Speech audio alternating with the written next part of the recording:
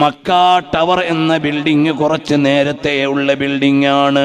ദാറുത് തൗഹീദിന്റെ ഇപ്പുറത്തുള്ള ആ ബിൽഡിംഗ്, അവിടെ ആയിരുന്നുവേ സിദ്ദീഖ് തങ്ങളുടെ വീട്. ഞങ്ങൾ അവിടേക്ക് നടന്നു.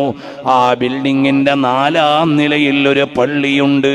ആ പള്ളിയുടെ പേര് മസ്ജിദ് അബൂബക്കർ സിദ്ദീഖ് എന്നാണ്. ഇന്നുമുണ്ടാ മുസല്ല. അവിടെ ഒരു ഓർമ്മയായിട്ട് വെച്ചതാവണം. എന്നിട്ട് നബി സല്ലല്ലാഹു അലൈഹി വസല്ലം തങ്ങൾ പോയത് എവിടേക്കാണ്?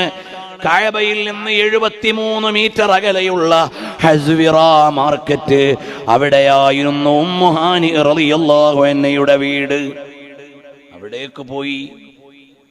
ഇന്നവിടെ മാർക്കറ്റും ഇല്ല, ഒന്നുമില്ല. അത് മസ്ജിദുൽ ഹറാമിന്റെ ഭാഗമാണ്. ബാബുൽ ഹിജ്റ എന്നൊരു കവാടമുണ്ട്. അതിനോട് ചേർന്നൊരു തൂണുണ്ട്. ആ തൂണാണ് അതിന്റെ അടയാളം. ആ അടയാളത്തിനൊരു കഥ പറയാനുണ്ട്. കണ്ണീരൊലിപ്പിച്ചുകൊണ്ട് പുണ്യനബി സല്ലല്ലാഹു അലൈഹി വസല്ലം തങ്ങൾ മക്കയോട് യാത്ര ചോദിച്ച സ്ഥലമാണ്.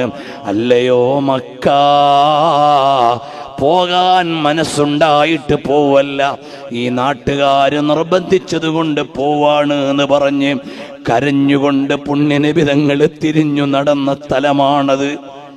പിന്നീട് എങ്ങോട്ടാണ് പോയത് മോനെ? ഈ നാട്ടുകാർക്ക് കണ്ണങ്കാറ് മംഗലാപുരത്തെ കുറിച്ച് പറയും പോലെ ഇന്നും ഒരു വിദ്യാർത്ഥിക്ക് പറയാൻ പറ്റും.